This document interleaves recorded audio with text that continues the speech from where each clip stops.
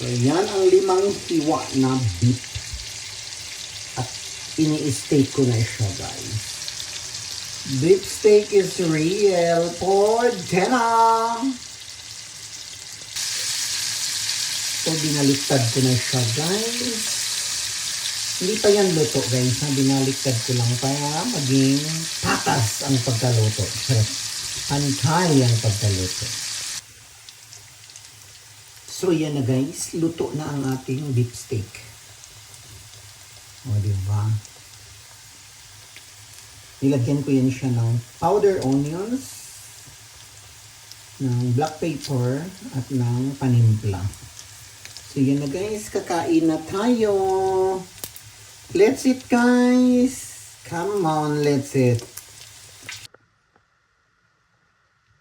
So, ito na yung beef steak ko, guys.